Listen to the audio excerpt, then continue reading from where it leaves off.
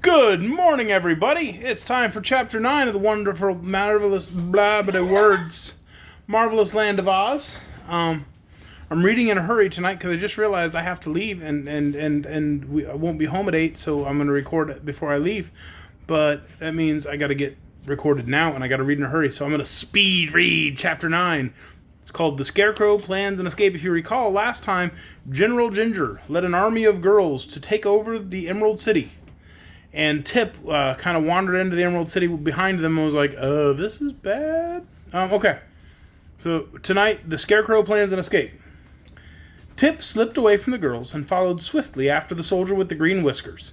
The invading army entered the city more slowly, for they stopped to dig emeralds out of the walls and paving stones with the points of their knitting needles.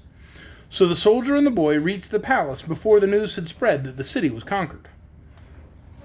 The Scarecrow and Jack Pumpkinhead were still playing at quoits in the courtyard when the game was interrupted by the abrupt entrance of the Royal Army of Oz, who came flying in without his hat or gun, his clothes in sad disarray, and his long beard floating a yard behind him as he ran.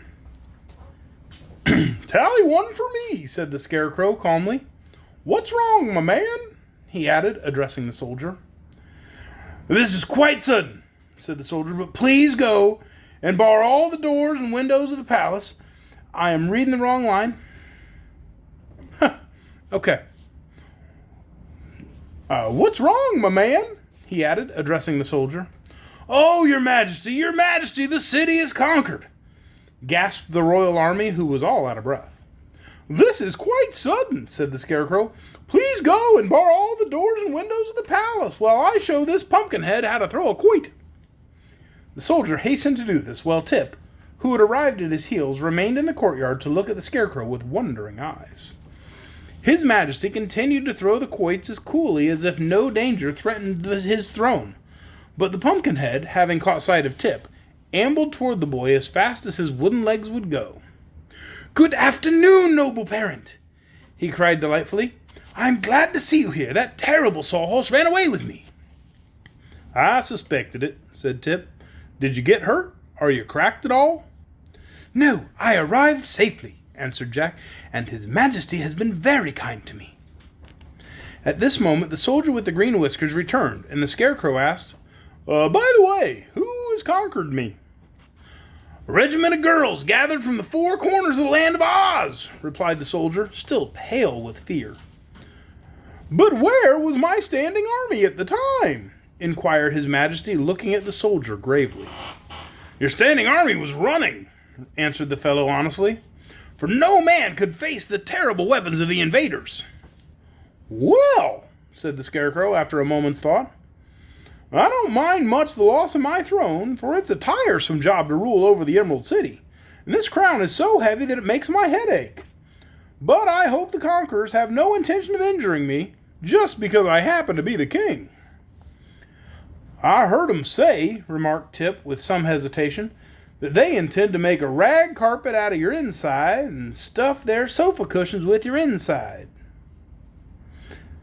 "Then I really am in danger," declared His Majesty positively, "and it will be wise for me to consider a means to escape." "Where can you go?" asked Jack Pumpkinhead.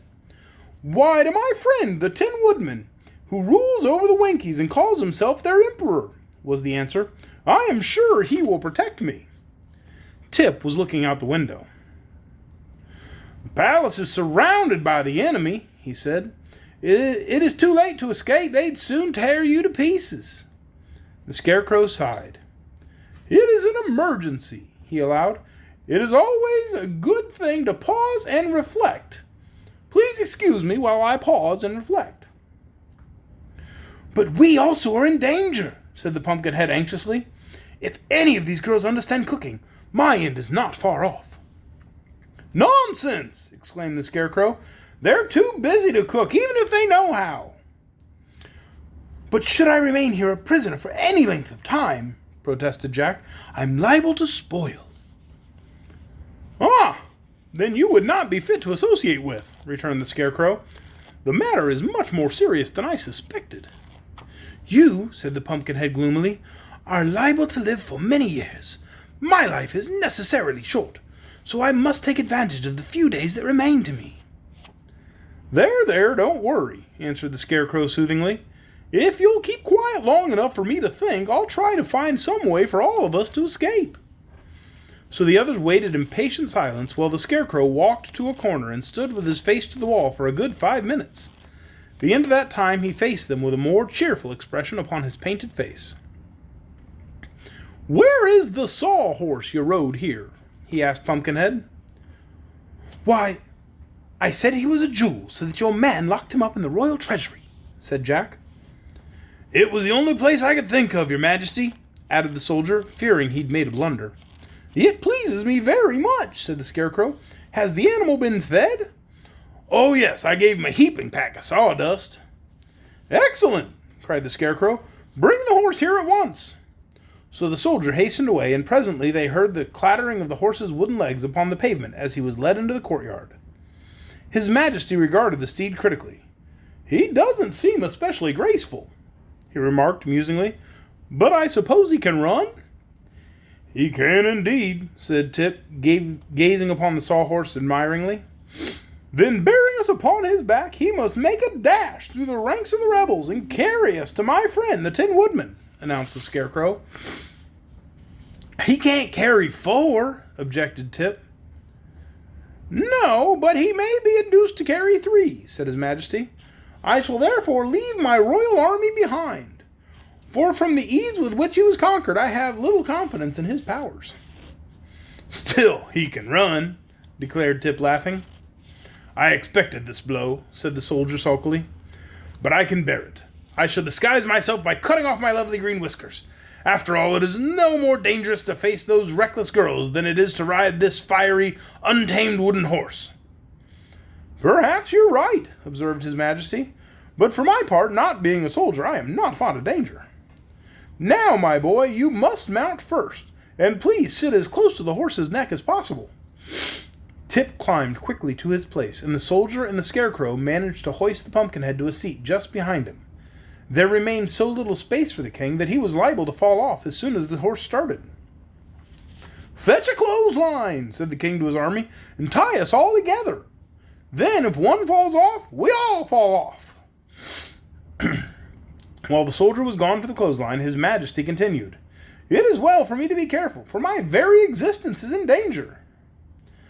"I have to be exactly as careful as you do," said Jack. "Not exactly," replied the Scarecrow. For if anything happened to me, that would be the end of me. But if anything happened to you, they could use you for seed." The soldier now returned with a long line and tied all 3 firmly together, also lashing them to the body of the sawhorse, so there seemed little danger of their tumbling off. "Now, throw open the gates," commanded the Scarecrow, "and we will make a dash to liberty or to death." The courtyard in which they were standing was located in the center of the great palace, which surrounded it on all sides. But in one place a passage led to an outer gateway, which the soldier had barred by order of his sovereign. It was through this gateway his Majesty proposed to escape, and the royal army now led the sawhorse along the passage and unbarred the gate, which swung backward with a loud crash. "Now," said Tip to the horse, "you must save us all. Run as fast as you can for the gate of the city, and don't let anything stop you." "All right," said the sawhorse gruffly, and dashed away so suddenly that Tip had to gasp for breath and hold firmly to the post he had driven into the creature's neck. Several of the girls who stood outside guarding the palace were knocked over by the sawhorse's mad rush. Others ran screaming out of the way, and only 1 or 2 jabbed their knitting needles frantically at the escaping prisoners. Tip got one small prick in his left arm, which smarted for an hour afterward, but the needles had no effect upon the Scarecrow or Jack Pumpkinhead, who never even suspected they were being prodded. As for the sawhorse, he made a wonderful record, upsetting a fruit cart, overturning several meek-looking men, and finally bowling over the new guardian of the gate, a fussy little fat woman appointed by General Ginger. Nor did the impetuous charger stop then. Once outside the walls of the Emerald City, he dashed along the road to the west with fast and violent leaps that shook the breath out of the boy and filled the Scarecrow with wonder. Jack had ridden at this mad rate once before, so he devoted every effort to holding, with both hands, his Pumpkinhead upon its stick, enduring meantime the dreadful jolting with the courage of a philosopher. "Slow him up! Slow him up!" up!" shouted the Scarecrow. "My straw is shaking all down to my legs." But Tip had no breath to speak, so the Sawhorse continued his wild career unchecked and with unabated speed. Presently they came to the banks of a wide river, and without a pause the wooden steed gave one final leap and launched them all in midair. A second later they were rolling, splashing, and bobbing about in the water, the horse struggling frantically to find a rest for his feet, and its riders being first plunged beneath the rapid current and then floating upon the surface like corks. That is the end of Chapter 9, The Scarecrow Makes an Escape. Thank you, everybody, for listening. Tomorrow night, Chapter 10, The Journey to the Tin Woodman. Should be fantastic. I'm looking forward to it. Very sorry I had to rush tonight. I'll try to read slower tomorrow and maybe not screw up all the lines.